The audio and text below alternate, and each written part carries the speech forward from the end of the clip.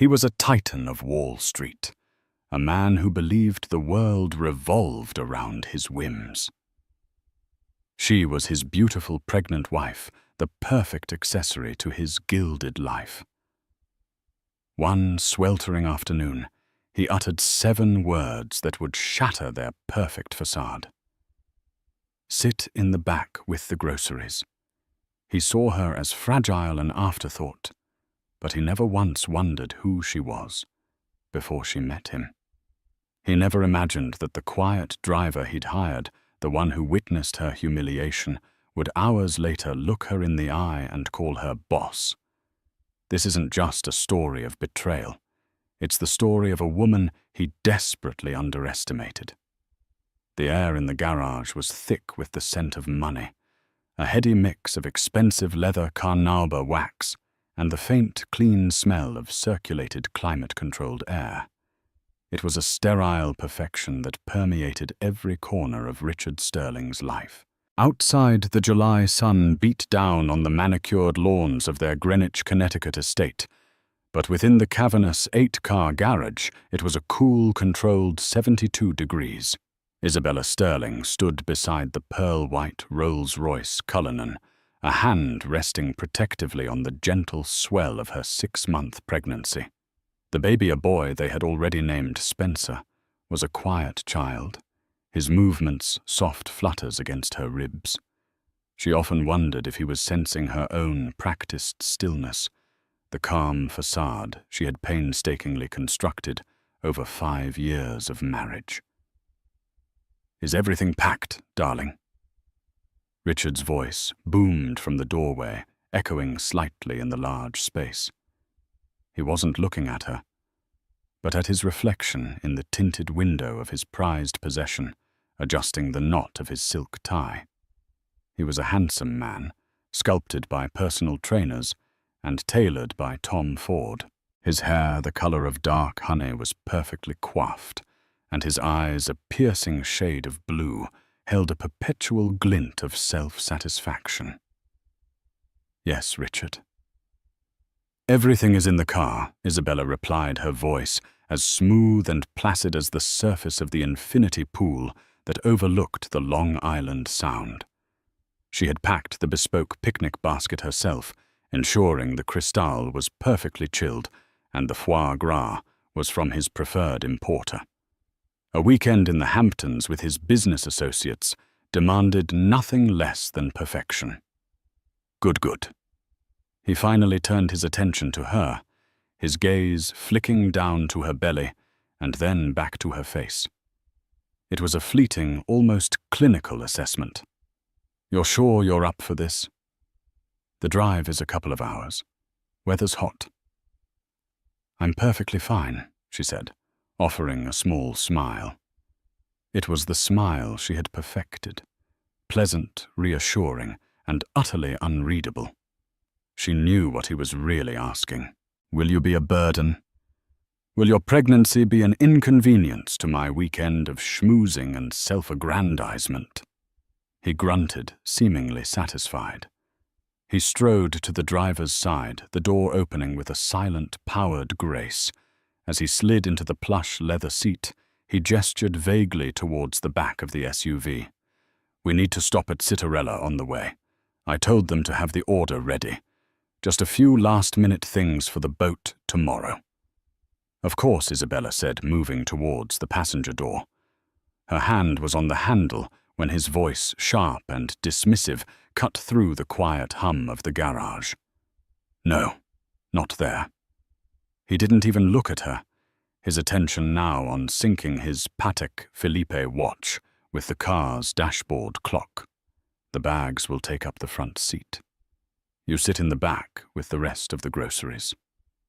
The words hung in the air, heavier than the humidity outside. "Sit in the back with the groceries." For a moment, Isabella felt the world tilt on its axis. The polite smile on her face didn't falter, but behind her eyes, a storm was gathering. It wasn't just the casual disrespect, the blatant declaration that she, his pregnant wife, was of less importance than a few bags of artisanal cheese and imported olives. It was the accumulation of 1,000 such slights, a mountain of tiny humiliations that had been building for years. She thought of her father, a man who would have sooner wrestled a bear than allow his wife to be treated as luggage.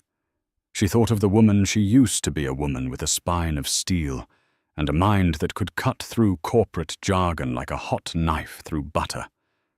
That woman seemed like a ghost now, a faint memory from a life lived by someone else. She had met Richard at a charity gala, a whirlwind of charm and power who had swept her off her feet.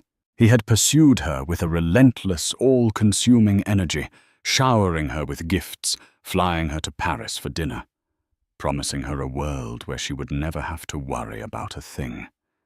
And she, worn down by the recent sudden death of her father and the subsequent chaos of settling his vast, complicated estate, had allowed herself to be swept away. She had mistaken his possessiveness for passion, his control for security. She had willingly stepped into the gilded cage. The cage was beautiful, of course. It had walk-in closets the size of most New York apartments, filled with couture she rarely wore. It had staff who anticipated her every need before she voiced it. It had a husband who provided everything money could buy, except for the one thing she was beginning to realize she craved more than anything: respect. "Isabella, did you hear me?" Richard's voice was impatient now. "Let's go. We're on a schedule." Slowly, deliberately, she removed her hand from the passenger door handle. Her movements were fluid, graceful, betraying none of the turmoil within. She walked to the rear door of the Rolls-Royce, her back ramrod straight. She opened it herself, the heavy door swinging outward with a satisfying thud. The back was cavernous, designed to seat 3 adults in supreme comfort. A few designer shopping bags from a recent trip to Worth Avenue were pushed to one side. They looked lonely in the vast expanse of hand-stitched leather. She slid in, the scent of leather and newness enveloping her. She didn't look at Richard. She simply stared straight ahead, her gaze fixed on the back of the passenger seat, where presumably the groceries would soon sit. The throne for the cheese. Richard, oblivious, started the engine. The powerful V12 engine purred to life, a low, guttural rumble that was the sound of his dominance. As they pulled out of the garage and into the blinding sunlight, Isabella placed a hand back on her stomach. The baby kicked a sharp, sudden jab. It felt like a protest, or perhaps a promise, a silent agreement between mother and child that this was the last time. This was the final indignity. The cage, gilded as it was, had begun to rust, and she was finally ready to find the key. The stop at Citarella was as humiliating as she had anticipated. Richard remained in the car on a loud, important phone call, while 2 store employees loaded 6 paper bags into the front passenger seat and footwell. They stacked them carefully, a bounty of gourmet delights.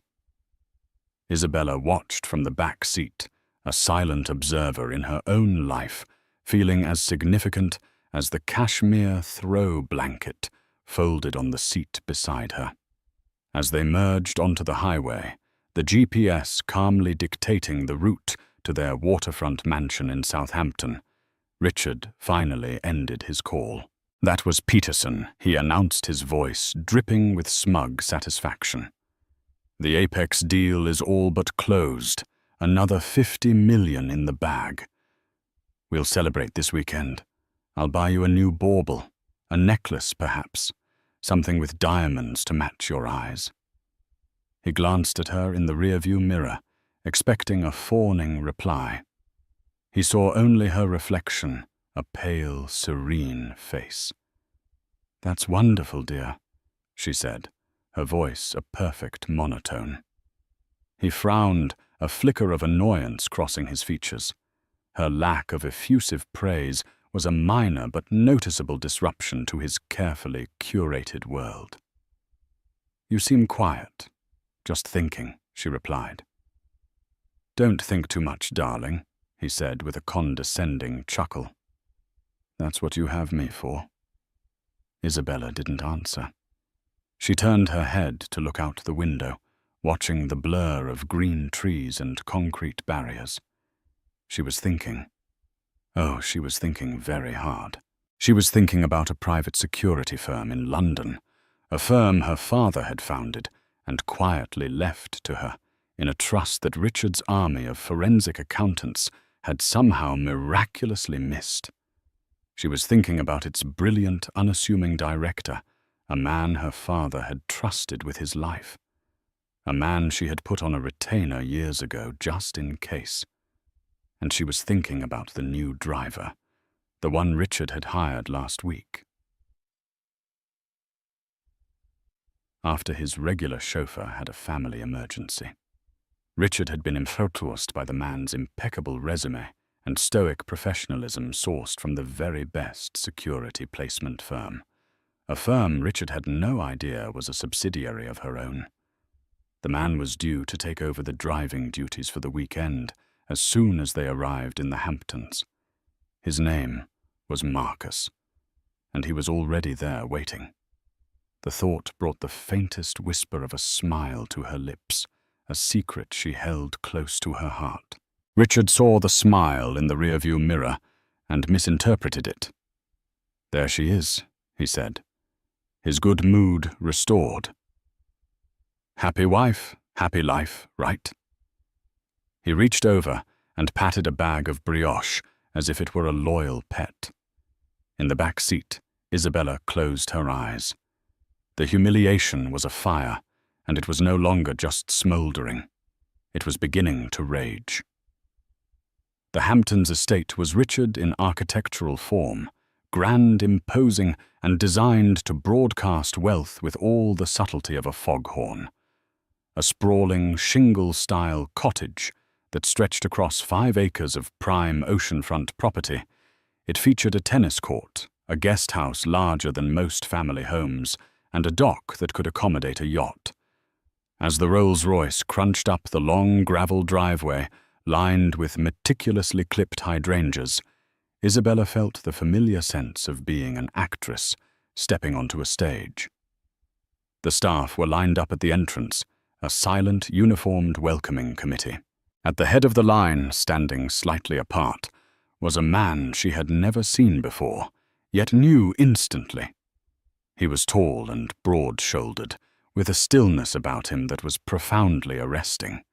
He wore the standard driver's uniform, a simple, well-tailored black suit, white shirt, and black tie, but he wore it with an air of authority, hot servitude.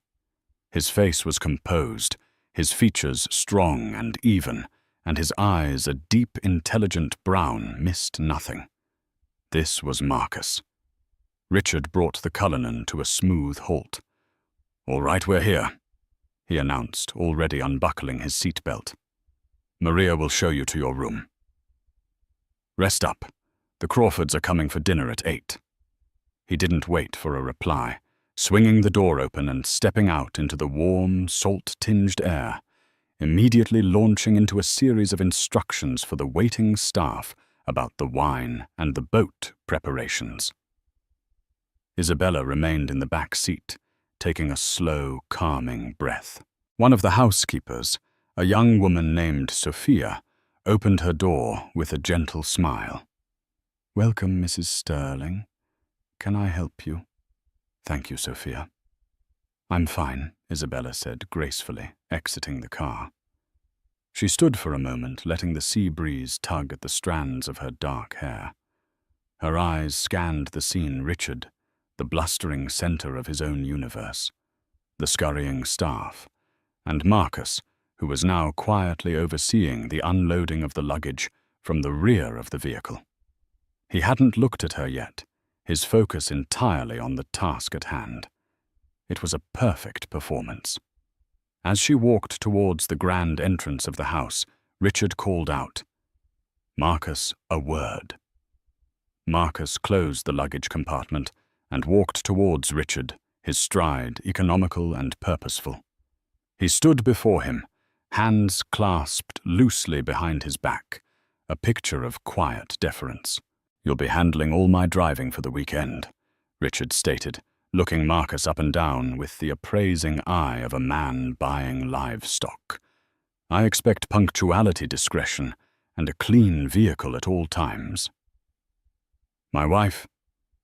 He gestured dismissively towards Isabella, who was now ascending the stone steps.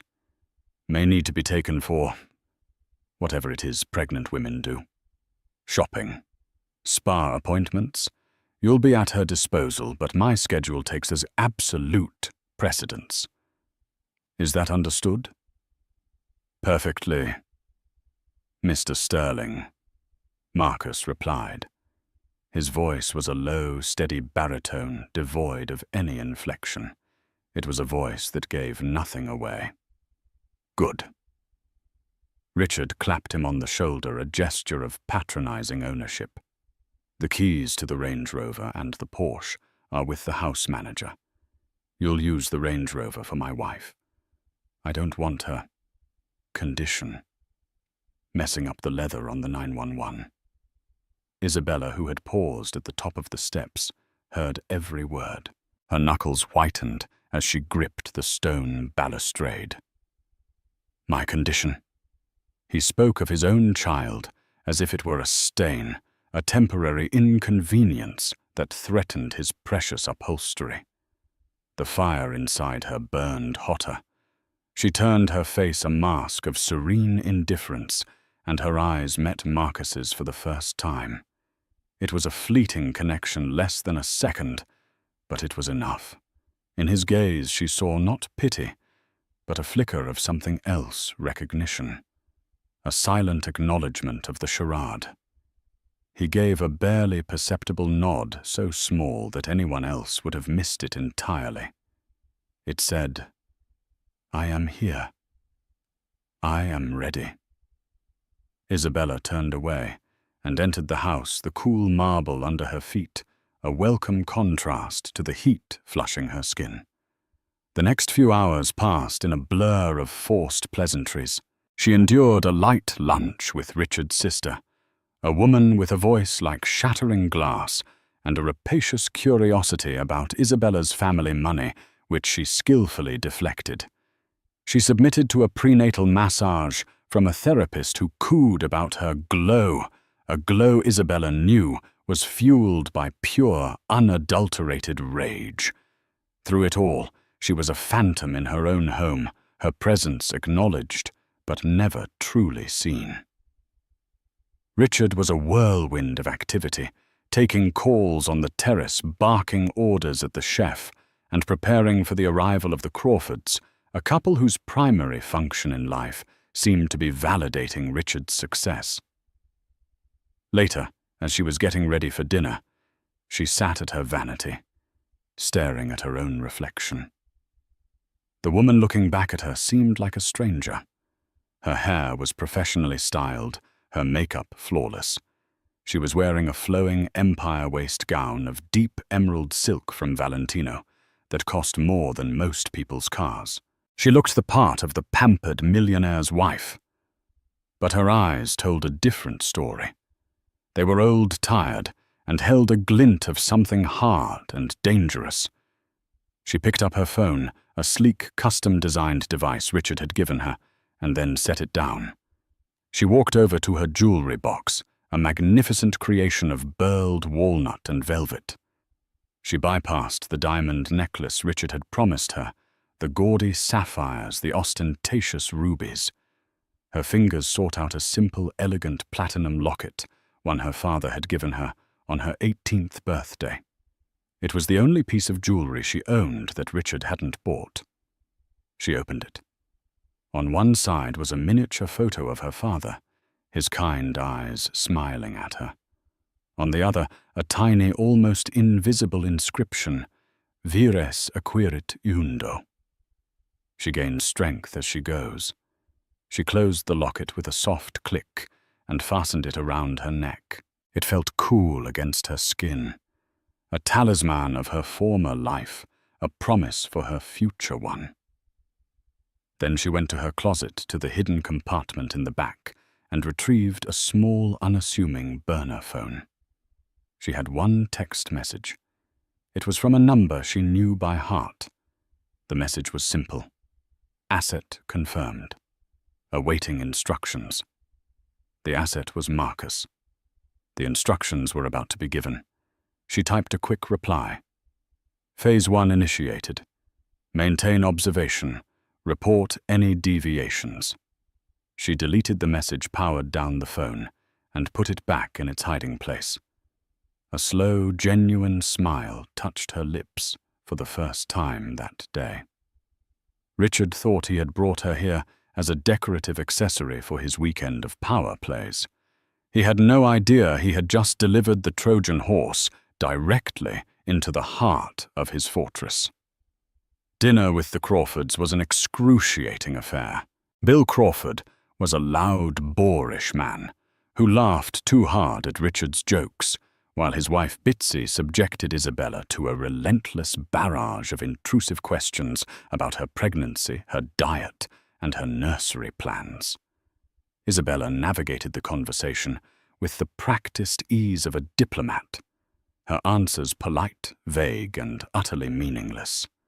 Richard, lubricated by several glasses of a 2005 Chateau Margaux, was in his element. He held court at the head of the long, formal dining table, pontificating about the market, his latest acquisitions, and his unerring business acumen. The key, he slurred, slightly gesturing with his fork, is to see weakness where others see strength. You find the vulnerability, the soft underbelly, and you press. Hard. He glanced at Isabella. Isn't that right, darling? Even in a beautiful creature, there's always a weakness. Bill Crawford chuckled sycophantically. You've got a killer instinct, Rich. Always have. Isabella took a slow sip of her water, her eyes meeting Bitsy's over the rim of her glass.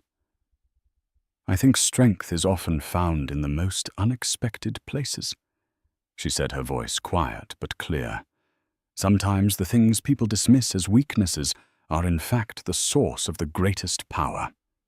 Richard waved a dismissive hand. Oh, here we go. The philosopher. He turned back to Bill. Anyway, about the Marina deal. He had dismissed her, as he always did. But this time something had shifted. She wasn't just absorbing the insult. She was cataloguing it, filing it away as further evidence for a case that was rapidly building. Later that evening, after the Crawfords had finally departed, Richard cornered her in the master suite. He had drunk too much, and his charm had evaporated, leaving behind a mean, petulant core. What was that at dinner? He demanded, blocking her path to the bathroom. Undermining me in front of Bill. I was merely offering a different perspective, Isabella said, calmly, refusing to be intimidated. Your perspective? He laughed, a harsh, ugly sound. Your perspective is what I tell you it is. Your job is to sit there, look pretty, and agree with me. That's the deal, Isabella. A deal you were more than happy to take. He gestured around the opulent room. This doesn't come for free. The locket felt heavy on her chest. She gains strength as she goes. The deal, as I recall it, was a partnership, she said, her voice dangerously low. Don't be naive. He stepped closer, his scent a cloying mix of expensive wine and self-importance. You were a damsel in distress, and I rescued you. Your father's company was in shambles after he died. You were about to lose everything. It was his favorite version of the story, the one he had told himself so many times he now believed it. But it was a lie, a carefully constructed fiction to bolster his own ego. Her father's company had been robust, its assets diverse and well-managed. The chaos had been the legal complexity of a multi-billion-dollar international estate, a complexity Richard's provincial lawyers had been ill-equipped to understand. He hadn't rescued her. He had simply capitalized on her grief and exhaustion. She looked him dead in the eye. "You are mistaken, Richard. You weren't my rescuer. You were simply the highest bidder." The words struck him with the force of a physical blow. His face, flushed with alcohol, turned a dangerous shade of red. He raised a hand, and for a terrifying second she thought he was going to hit her. But then he seemed to think better of it. He let his hand drop a sneer, twisting his lips. "You have a sharp tongue tonight. Must be the hormones." He brushed past her. "Go to bed. And in the morning, remember your place." Isabella stood frozen for a long moment. After he had gone, her heart hammering against her ribs. She took a deep, shuddering breath, then another. The fear was real, but underneath it, something else was crystallizing resolve. Cold, hard, and absolute. He had just made the biggest mistake of his life. He hadn't just insulted her. He had reminded her of exactly who she was. She was not a damsel. She was her father's daughter. And her father had never, ever lost a fight. She walked out onto the balcony, the cool night air a balm on her heated skin. Down below in the shadows near the garage, a lone figure stood, a small red ember glowing in the darkness. It was Marcus having a cigarette. He was looking up not at the house, but at her balcony, as if he had been waiting. She didn't wave or acknowledge him. She simply stood there, a silent queen, surveying her chessboard. The pieces were all in place. The game was about to begin. The following day dawned bright and oppressively perfect.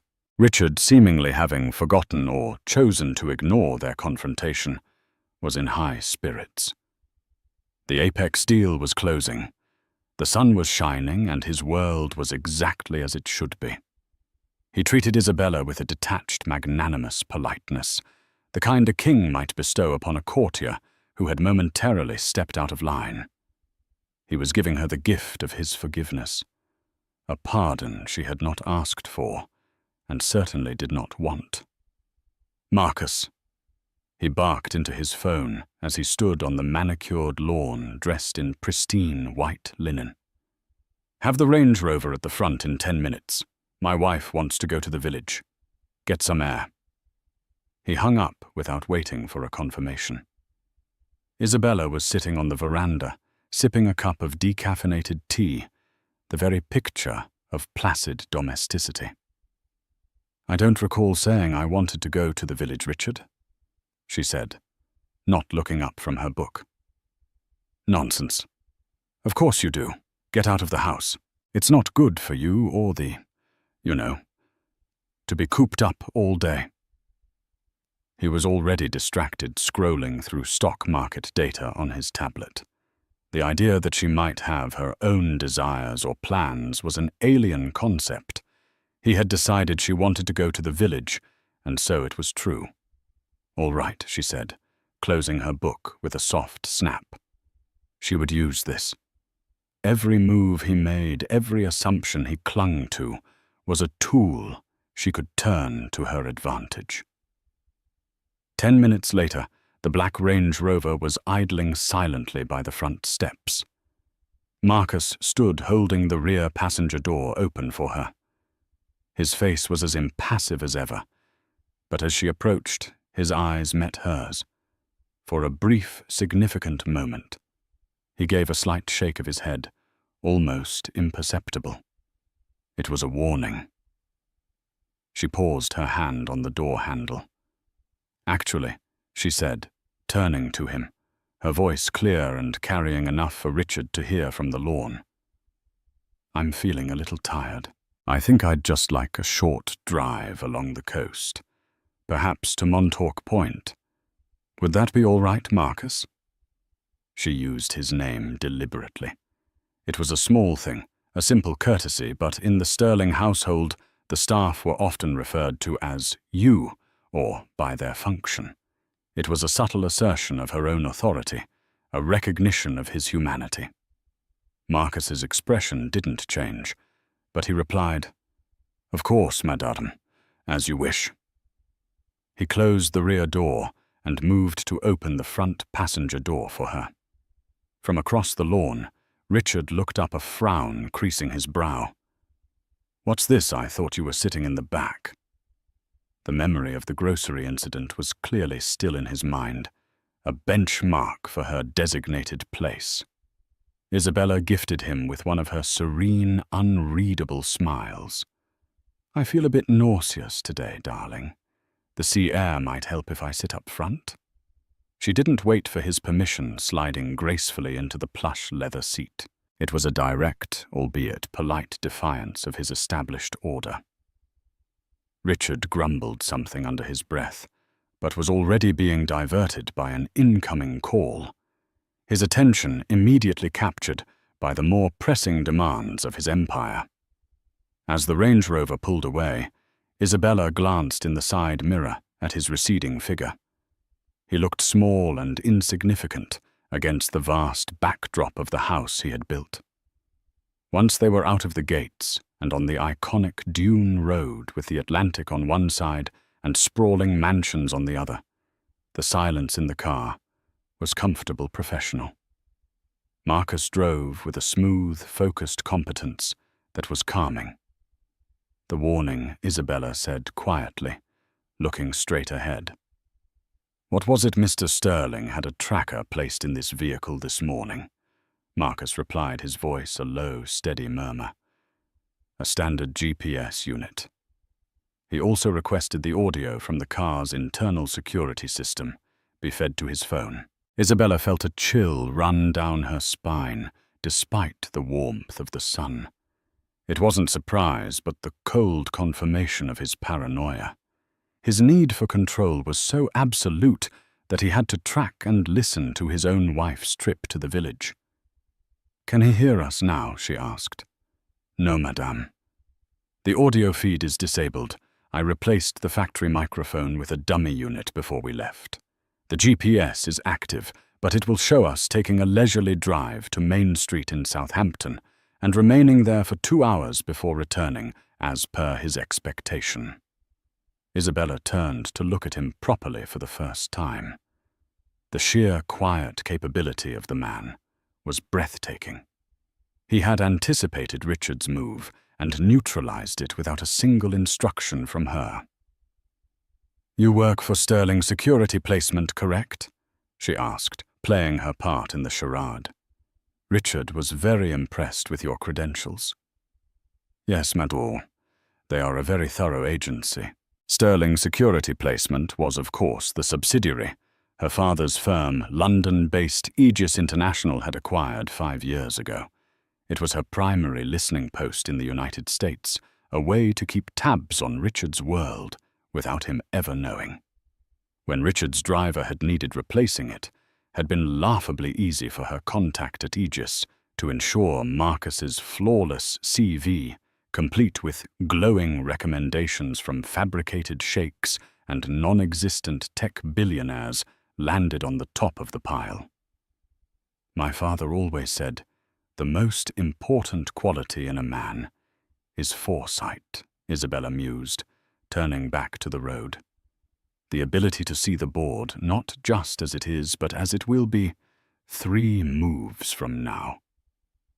"A wise man, your father," Marcus said. The formal madam was starting to feel absurd. "My name is Isabella." He glanced at her, a flicker of something respect, perhaps, in his stoic eyes. "Isabella," he repeated. The name sounded different in his low baritone, solid, real. They drove on towards the lighthouse at Montauk, the landscape growing wilder and more rugged. The curated perfection of Southampton gave way to wind-swept dunes and the raw, untamed beauty of the ocean. It felt symbolic. "Tell me about the Apex deal," she said. "Mr. Sterling believes he is acquiring a controlling interest in a cutting-edge biotech firm, Marcus, reported his tone strictly informational. He sees it as undervalued due to a recent minor clinical trial setback.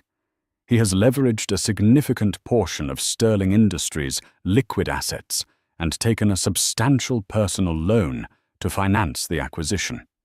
He believes the deal will make him a legend, and the reality, Isabella asked, her heart beating a little faster. The reality is that Apex Biotech is a shell.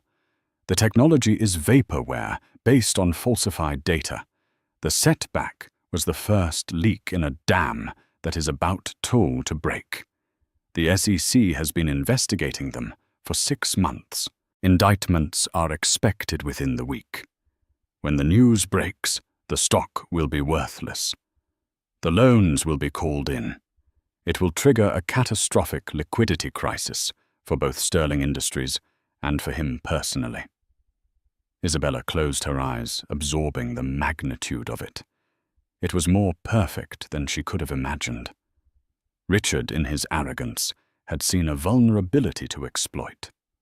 But the vulnerability was a trap, a Venus flytrap baited with his own greed, and he had flown right into it. And who, she asked, her voice barely a whisper, was the seller? Who fed him the information, the falsified data? A newly formed investment group out of Zurich, Marcus said. Registered under the name Virus Capital. Virus acquirit eundo. She gains strength as she goes. A slow, incredulous laugh escaped her lips. She had given her team at Aegis a simple directive: find a way to financially insulate her and her child from Richard, to create a firewall around a portion of her inherited assets that he couldn't touch. She had expected them to move funds, create blind trusts, the usual financial maneuvering. She had not expected them to orchestrate the complete implosion of her husband's empire. They had taken her quiet request for a shield and forged a sword. "My father would have liked you, Marcus," she said, softly. "I had the profound honor of working for him for 10 years. Ma Isabella Marcus replied. "He was the finest man I have ever known. It is my privilege to continue to serve his legacy." The truth settled between them, comfortable and absolute. Marcus wasn't just a driver. He was the head of security for Aegis International. He was her father's most trusted lieutenant. He was the guardian her father had put in place to watch over her, long before Richard had ever entered the picture. The retainer she thought she had put him on was merely a formality. His loyalty had never been for sale. When she asked, "The SEC announcement is scheduled for Monday morning, 9:30 a.m. Eastern Time," he said. "Mr. Sterling has a board meeting for Sterling Industries scheduled for 10 a.m. He plans to announce his triumphant acquisition. The timing will be unfortunate for him." Isabella leaned her head back against the seat, the sea breeze washing over her through the open window. For the first time in 5 years, she felt like she could breathe.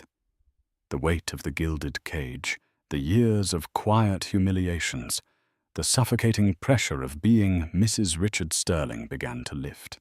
Richard thought he was playing God, moving chess pieces around a board of his own design. He had no idea that he was just a pawn in a much larger game, a game that he had already lost. "Take me back now, Marcus," she said, her voice firm, imbued with a newfound strength. "I think I have everything I need." As they drove back toward Southampton, her mind was whirring no longer with rage, but with strategy. The board meeting on Monday. Richard's world was set to crumble, but the collapse of Sterling Industries would be messy. It would hurt thousands of innocent employees. It would tarnish her name, her son's name, by association. A simple financial ruin was not enough. It was too chaotic. She needed something cleaner, a transfer of power. She had the means. Her father's estate, which Richard believed to be a collection of dusty properties and minor stock holdings, was in fact a silent, sprawling empire of its own, with Aegis as its sword and shield. It had assets that dwarfed Richard's own fortune, even at its peak. She looked at her phone, the one Richard had given her. A notification popped up. It was a news alert from a financial journal. Billionaire Richard Sterling on the verge of landmark Apex biotech acquisition. A masterstroke of timing and insight. She smiled. The media was already writing his legend. They had no idea they should be writing his obituary. When they returned to the estate, Richard was pacing the terrace like a caged lion, his face a thunderous mask. The moment Isabella stepped out of the Range Rover, he was on her. "Where the hell have you been?" he snarled, grabbing her arm. His grip was painfully tight. "I told you to go to the village. The tracker showed you sitting on some side street for 2 hours. Were you meeting someone? Are you cheating on me?" The accusation was so ludicrous, so steeped in his own narcissistic paranoia, that Isabella almost laughed. He couldn't conceive of a world where she wasn't either his possession or someone else's. The idea that she might have a mind, a will of her own, was utterly beyond his comprehension. Behind Richard, Marcus had exited the car and was standing in his usual at-ease posture. But Isabella noticed a subtle shift in his stance. His weight had moved to the balls of his feet. He was ready to intervene in a fraction of a second. She met Richard's furious gaze with a cold calm that seemed to unnerve him more than any outburst would have. "Let go of my arm, Richard," she said, her voice dangerously quiet. "Not until you tell me what you've been doing." I was feeling unwell. I asked Marcus to pull over so I could rest. My condition, as you so delicately put it, can be unpredictable. She infused the words with a saccharine sweetness that was pure acid underneath. Surely you wouldn't begrudge your pregnant wife a moment's peace. He was momentarily thrown the perfect social excuse of her pregnancy, a shield he couldn't easily break through. He released her arm, leaving red marks on her skin. "Fine," he snapped. "Fine. Just stay where I can see you. I have enough on my mind with this deal, without you playing games." He turned and stormed back into the house, his phone already pressed to his ear. Isabella watched him go, a profound sense of pity mixing with her contempt.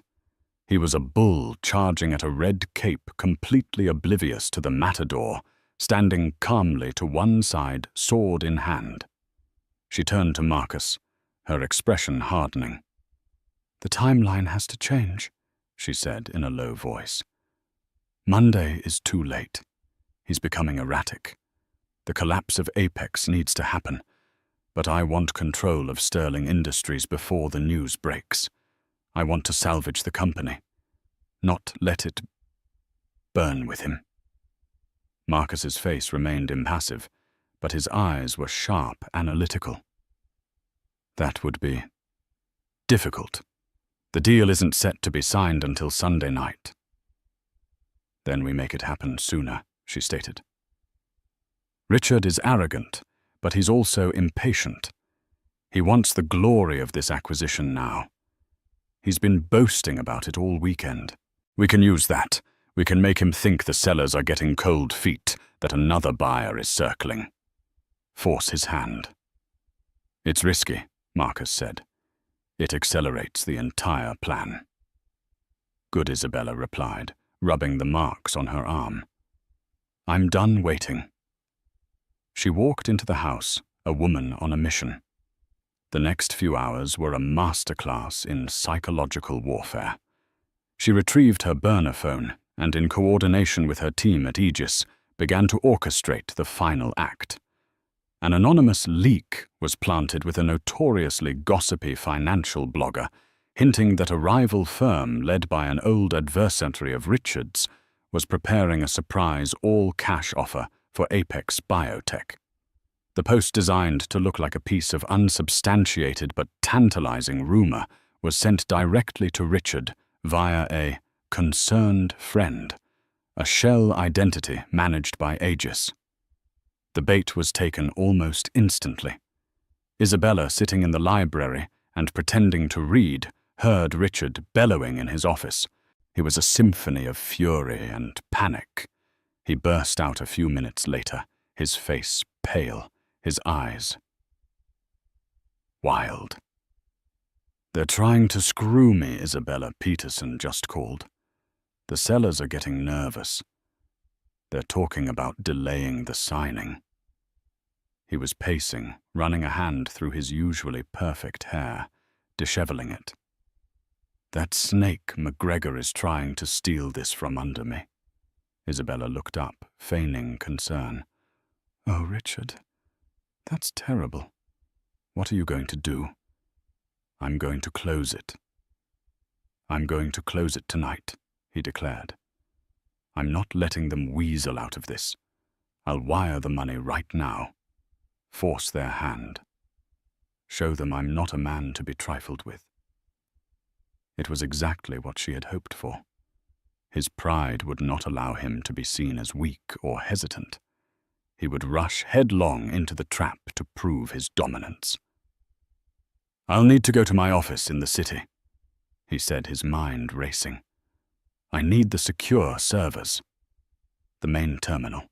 I can't risk a transfer this big on the Hamptons Wi-Fi." He was already shouting for Marcus. "Marcus, get the chopper ready." Now Isabella stood up. "I'll come with you, darling," she said sweetly. "I can be your good luck charm." Richard looked at her, a flicker of his old possessiveness returning. "Good. Yes. You should be there. You should see this." He wanted an audience for his triumph. As they walked towards the helipad on the far side of the estate, Isabella allowed herself a small, triumphant smile. He thought he was taking her to witness his coronation. In reality, she was escorting him to his execution. The flight to Manhattan was tense. Richard was on his satellite phone the entire time, barking at lawyers, bankers, and the beleaguered Mr. Peterson, who was in fact a senior Aegis operative playing the role of a lifetime. Isabella simply looked out the window, watching the sunset paint the sky in hues of orange and purple. The city lights glittered below them like a carpet of scattered diamonds. It was the city where she had met him, the city where she had lost herself, and it was the city where she would finally reclaim her life. They landed on the rooftop helipad of the Sterling Industries building, a sleek glass and steel monolith in the heart of the financial district. The building was deserted, the Saturday night skeleton crew a world away on the lower floors. Richard strode through the empty, silent office, his footsteps echoing in the cavernous space. He was a king returning to his castle. His personal office was an exercise in ego. It was a corner suite with panoramic views of the city, dominated by a massive mahogany desk. A large, abstract painting, all angry slashes of red and black, hung on one wall. It was a perfect reflection of its owner. "Watch and learn," he said to Isabella, throwing his jacket onto a leather sofa. He sat at his desk, his fingers flying across the keyboard of his high-security terminal. He was initiating the largest wire transfer of his life, a 9-figure sum that represented the culmination of his life's work. Isabella didn't sit. She walked over to the floor-to-ceiling windows, her back to him, and looked down at the city below. She pulled out her own phone, the one Richard had given her, and sent a single pre-written text message to Marcus, who was waiting downstairs in the lobby. The message said, "Execute." On Richard's screen, the wire transfer confirmation flashed. Successful. A broad, triumphant grin spread across his face. He had done it. He had beaten them all. Done, he announced, leaning back in his chair, the very picture of a conquering hero. Apex is mine. On Monday morning, the world will know that Richard Sterling does not lose. I'm afraid the world will be learning a very different lesson. Richard, a new voice said. Richard swiveled his chair around. Standing in the doorway were two men in dark suits. Behind them stood Marcus, his face calm and unreadable. "Who the hell are you?" Richard demanded, jumping to his feet. "This is a private office?" One of the men stepped forward. "Mr. Sterling, I'm Michael Donovan from the Securities and Exchange Commission. This is my colleague Agent Shaw from the FBI. We have a warrant for your arrest on charges of securities fraud, wire fraud, and market manipulation in connection with your acquisition of Apex Biotech." Richard's face went slack, the color draining from it. "What? That's impossible. The deal is clean." "The deal," the second agent said, stepping forward and placing a set of handcuffs on the mahogany desk, "was a sting operation. Apex Biotech has been under federal investigation for months. Your seller, Mr. Peterson, has been a cooperating witness. Every call, every email has been recorded." Richard stared at them, his mind refusing to process the information. He looked from the agents to Marcus, a flicker of comprehension dawning in his eyes. You knew about this," he stammered, pointing a shaking finger at him. "My driver." Marcus said nothing. He simply looked past Richard, his gaze settling on Isabella. Richard followed his gaze. He turned slowly, his face a mask of disbelief and dawning horror, to look at his wife. She was still standing by the window, but she had turned to face him. The serene, submissive mask was gone. In its place was a woman he had never seen before, her expression one of cool, absolute command. "Isabella." He whispered the name, a question, an accusation, a plea. She didn't answer him. Her eyes were on Marcus. "Is it done?" she asked, her voice ringing with authority in the silent office. Marcus stepped forward past the stunned federal agents. He stopped a respectful distance from her, and in the cavernous office of the man who had ordered his pregnant wife to sit in the back with the groceries. The driver looked at her, dipped his head in a gesture of profound respect, and said the word that shattered Richard Sterling's world. "Forever." "Yes, boss. The board has been notified. The emergency vote was unanimous. As of 5 minutes ago, you have controlling interest and have been appointed chairwoman of Sterling Industries." The silence that followed Marcus's declaration was absolute, a vacuum that sucked all the air and arrogance out of the room. The federal agents looked on their professional stoicism, warring with undisguised shock. Boss Richard croaked the word foreign and nonsensical on his tongue. He looked from Isabella's calm face to Marcus's steady presence and back again. "What is this? What have you done?" Isabella moved away from the window, her steps slow and deliberate as she approached the massive mahogany desk, his throne. She ran a hand over the polished wood, her touch both a caress and a claim. "I have done what you were too arrogant to do yourself, Richard. I have saved this company." She turned her gaze to him, and for the first time he truly saw her. He saw the intelligence he'd dismissed, the strength he'd mistaken for fragility, and the cold fury he never imagined existed. "Your vanity project, the Apex deal, was a suicide note," she said, her voice like ice. "The company is a phantom. In 36 hours, Sterling Industries would have been worthless, all because of your insatiable ego. I couldn't let this company and its thousands of employees go down with you." How he stammered, his mind refusing to connect the dots. "You don't have the power," A humorless smile touched her lips. "This is the part you'll never understand.